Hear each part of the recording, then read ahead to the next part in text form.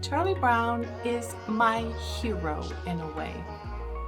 I grew up feeling like I was a Charlie Brown, an underdog, a misfit. And no matter what I could do, it just didn't seem right. And so today I am wearing my Charlie Brown socks, and I will be taking you to a magical place. Everyone always keep falling in love again with them. I don't understand. Maybe it will pass by. Someone save me for a pass out. I'm too lonely to be done. I'm a drink at this place. Yeah.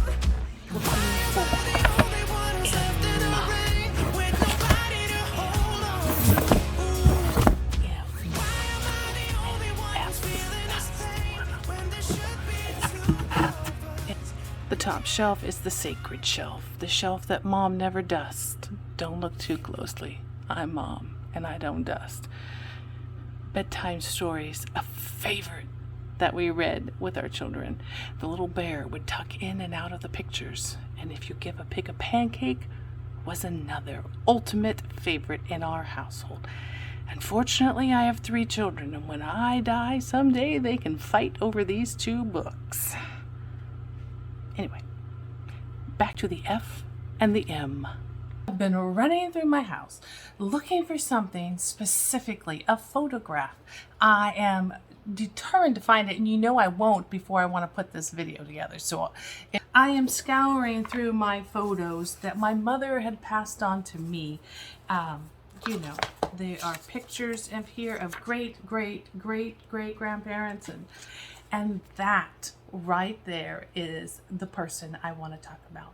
That young lady, that little girl is my mama. My mama. She was always a beauty queen to me. Look at her, isn't she pretty? She still is. She still is my beauty queen. And I love her. I love you, Mama. And when I talk about my mama in this video, it is a powerful, vivacious, full-spirited woman that I am talking about. That is my mama, but I can't find the one. You know it, Mama, where sister and I are wearing the same identical dresses as you, and it's 1960 something, and your hair is up all glorious, and you sewed those dresses. Yes, my mama is a badass. Did I say that out loud? Yes, she is. And I had to get my Charlie Brown book down for M. M, let's see what it says for Mom. Mom, mother. Mother, it says. I love my mother. My mother takes care of me. She is married to my father. Well, scratch that. She's not. My mother and father are husband and wife. No, that didn't work out either. But they are my parents, and that is the truth. My mother is my mama, and I love her so much. And F, I had to find my F to see what Charlie Brown says about family. Where are you, Charlie? Family. Charlie Brown has a mother and a father and a baby sister. They are his family. That's pretty simple. I have a mother, I have a sister, and we are family. And here is a glimpse of the little girl that I reference when I talk about myself today. This is the little girl that loved to go where we are going today. Come on, let's jump in the car. One of my favorite little signs in the world. I don't know if they have them in other countries, but here in the United States, when you're driving down the road and you see one of these, my heart just takes a leap. They're all over the States. Little roads, big roads, highways and byways. It means there's a library up ahead.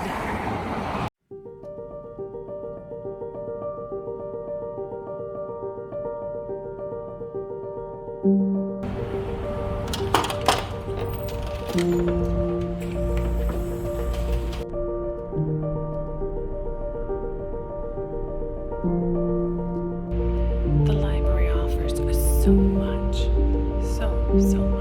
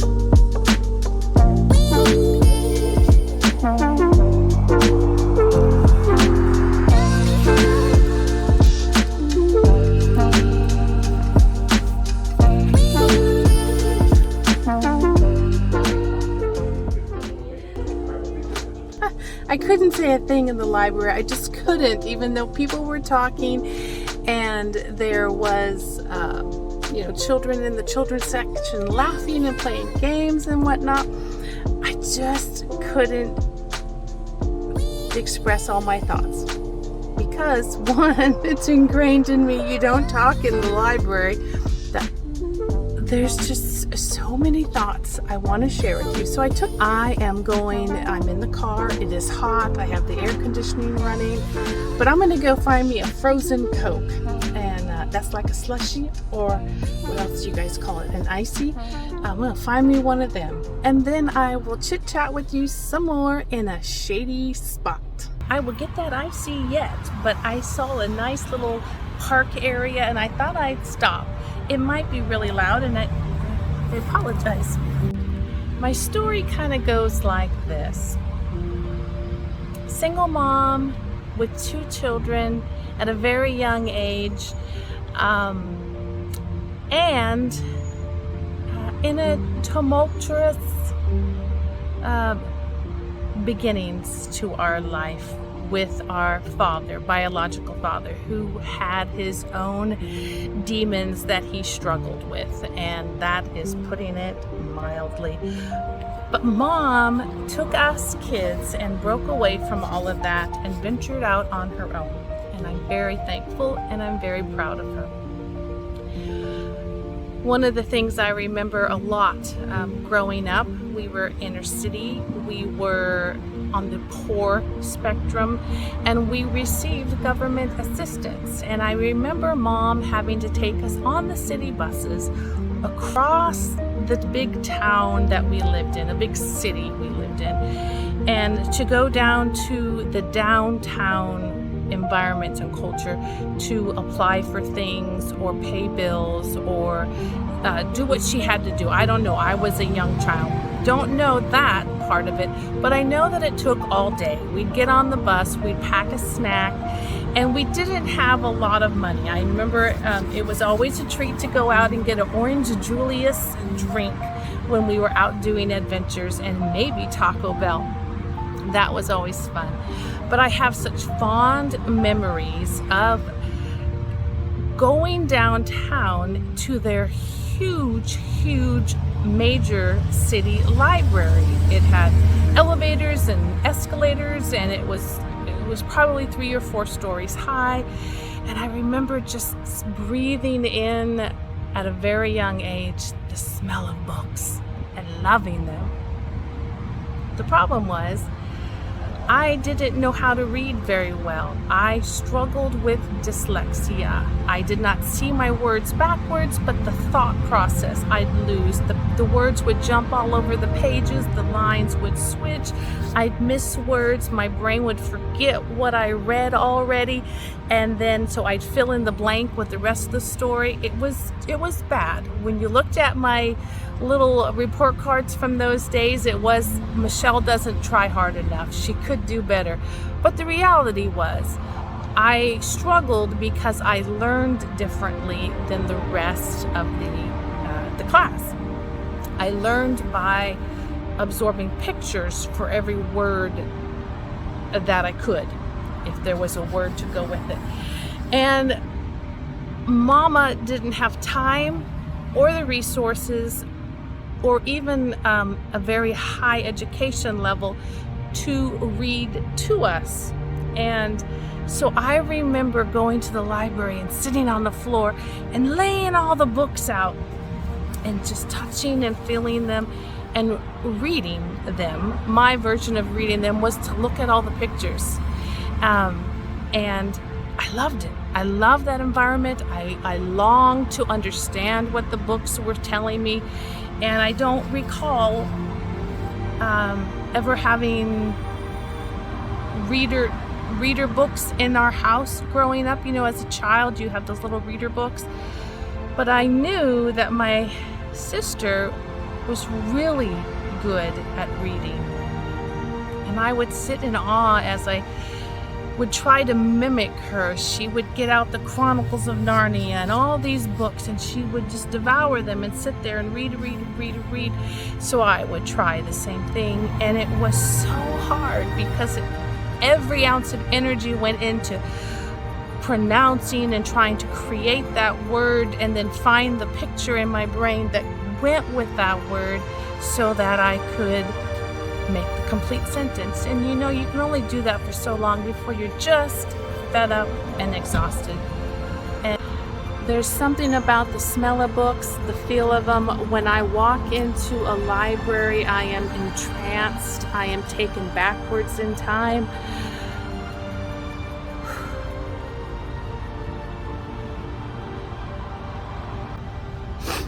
Two things run through my mind when I walk into a library. One, I am in awe that there is so much in there, and I'm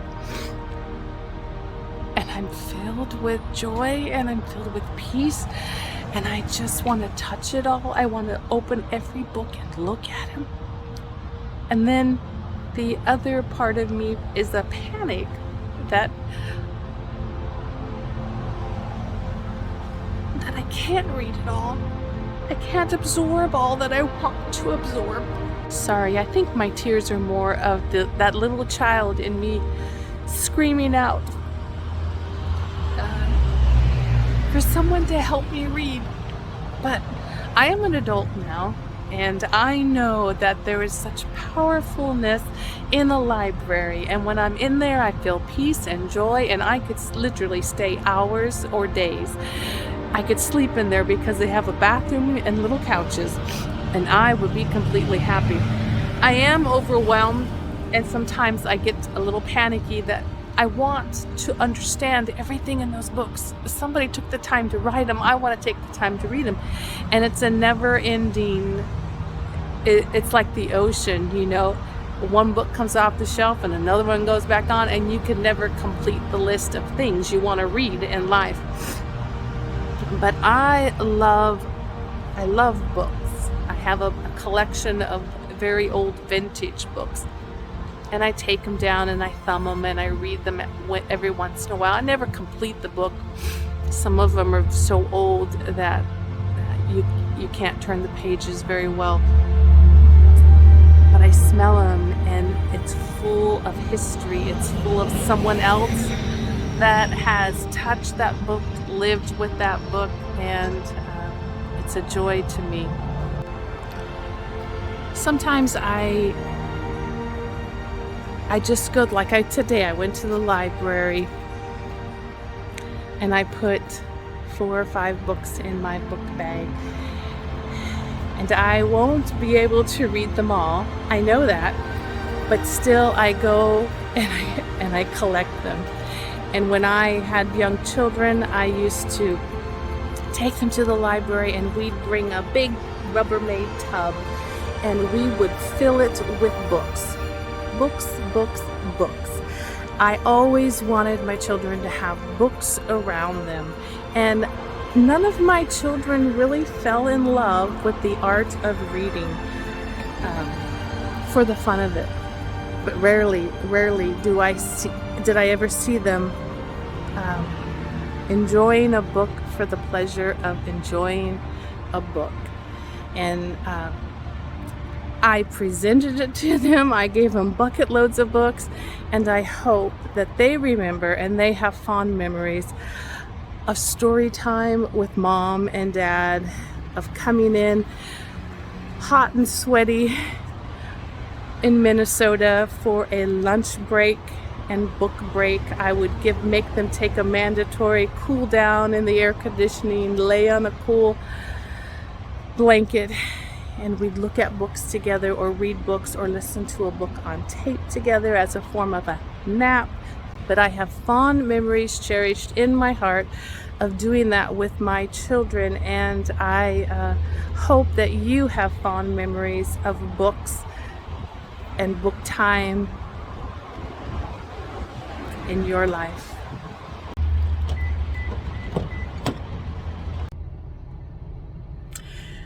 I escaped in my mind with daydreaming because I couldn't read as a child